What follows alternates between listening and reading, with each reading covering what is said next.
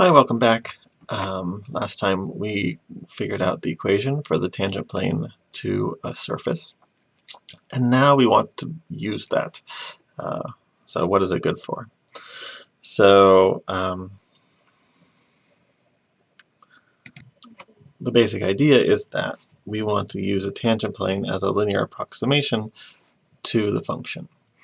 So just like we could use the tangent line and say a function value near a point we can approximate using this this line, the same thing is true here. We can use a tangent plane as a linear approximation for our given function. And it gives a good enough value for the function near the base point.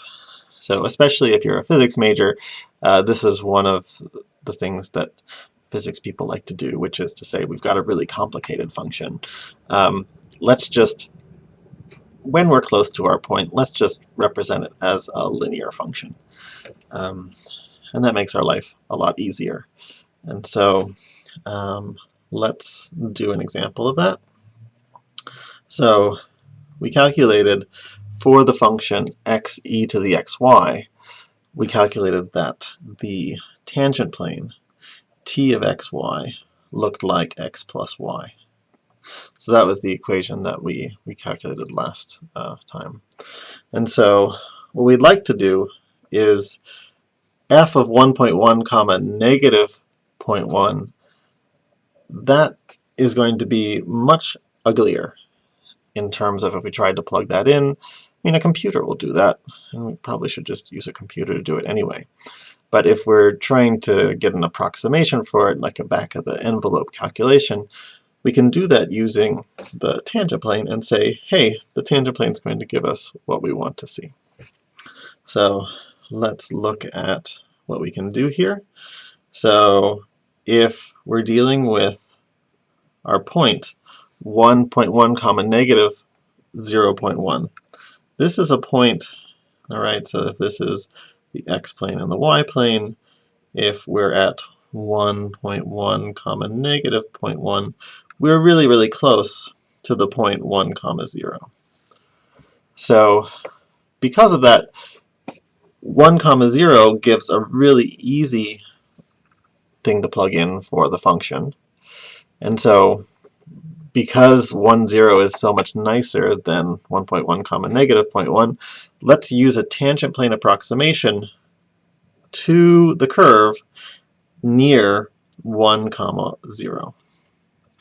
So if you look at this, we've started at 1 comma 0, we've moved over in the x direction plus 0.1, and we moved over in the y direction negative 0.1. Right? What did we do? We started off at 1, 0. We move a little bit in the x direction. We move a little bit in the negative y direction. And that's going to change the z value a little bit too. And that's going to be the idea behind differentials, which we're going to see shortly. But if we're just using this, thinking about the tangent plane, then what are we really doing? Well, we can write down our formula. Tangent plane of xy is equal to x plus y. Plug in 1.1 comma negative 0.1 into the equation of our tangent plane, x plus y, 1.1, 1.1 plus negative 0.1, and that gives us 1. So what we've really done is we're on the tangent plane, so we've moved over a little bit in the x direction, a little bit in the y direction, and now we're on the tangent plane instead of being on the curve. And we got the answer 1, and so that's telling us that the z value at 1.1 comma negative 0.1 is close to the z value on the tangent plane, which is equal to 1. And so if you go into your calculator and you plug in 1.1 and negative 0.1 times 1.1, so you get this expression. You get a value that's 0.985, which is close to 1, so good enough as an approximation. If we wanted to do this in more dimensions, then let's say you have some function of 4 variables, w, x, y, and z, then we get this idea of partial derivatives, which is being that rate of change as the function, as you move a little step in the x direction, a little step in the y direction, a little step in the z direction, a little step in the w direction. These partial derivatives represent the rate of change of how much the function changes if you walk in those directions. And the difference between the initial point, the initial function value, and something that's on the tangent plane, it's going to be approximately, well, how much did you change in the w direction, how much did you change in the x direction, how much did you change in the y direction, how much did you change in the z direction, and then you multiply those by the rate of changes. Partial of f with respect to w, partial of f with respect to x, partial of f with respect to y, partial of f with respect to z, and you've got this basic principle that you can just set up these little changes in f as functions of little changes in w, little changes in x, little changes of y, and little changes of z. And this works when you're close to the point. If you're close to your initial point, this is going to be a good approximation. But when you start to get far away from your point, these slopes only represent changes nearby. They don't represent changes when you walk 100 units away or even 2 units away. So keep that in mind when you're using these approximations. But that's the basic idea behind the idea of differentials. And so when you hear linear approximation, when you hear linearization, when you hear differentials, they're all talking about the exact same idea, which is that how can you approximate a complicated function? You can approximate it by talking about these changes in their x coordinates or y coordinates or more coordinates, and how much that impacts how the function value changes. So when we're talking about, we'll often write down some dz's to represent this variable, right? So dz, dz is a function that represents the true change of the variable z, and that's going to depend on what x is and what y is. Right, so this expression right here, think of dz as a variable, dx as a variable, and dy as a variable. And as x changes a little bit and y changes a little bit, then z is going to change not as a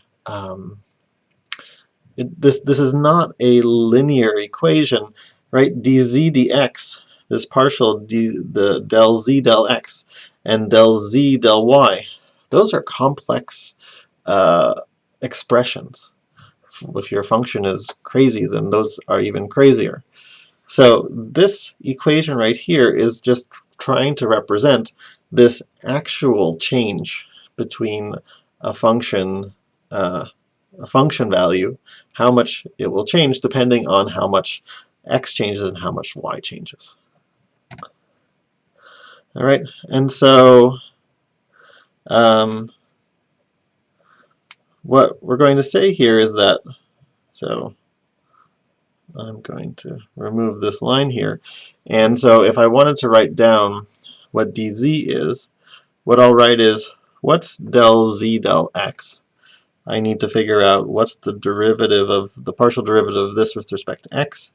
I get 2x plus 3y, and then I multiply that by dx. And then I write the derivative of z with respect to y. Well, the del z del y, then x is a constant. Derivative of 3xy is 3x. The derivative of y is negative y squared. is negative 2y times dy. And so what the idea of differentials is that the actual change in z can be calculated depending on what the actual change in x is and the actual change in y is. And so the basic idea here is that we'll have a dx and we'll have a delta x. And so when we're looking for an approximate change in how much the function value changes, we can write down, we can deal with being at particular points and use this to approximate how much the function changes.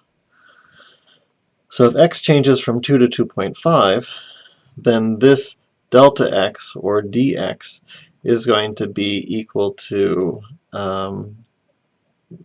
plus 0.05. We've changed from 2 up to 2.5. And if we change from 3 to 2.96, then delta y, or dy, is equal to negative 0.04. And so we can use those changes to figure out an approximation for how much z changes. So we can expect z to change by, oops, let me go back to what we've written here. Here we have delta x, or dx, is 0.5. dy, or delta y, is negative 0.4. So we would say dz is equal to 2x plus 3y. What do I get? 2 times 2 plus 3 times 3. Right? This is x starting at 2, y starting at 3. So this is our rate of change of x. And then dx, or delta x, is 0.05. And then 3x minus 2y. So 3 times 2 minus 2 times 3. Well, that's 0.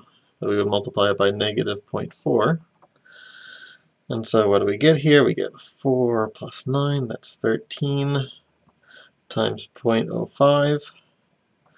13 times 5 is 0.65. So we would expect that the change in the function would be 0.65.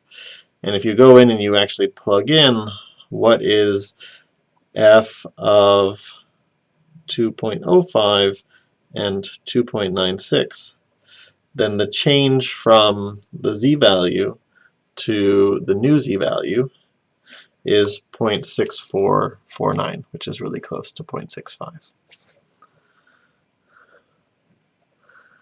All right, so that's an alternate way to think about how to perform this linearization, or getting approximations for functions when the function values have changed a little bit from really nice values.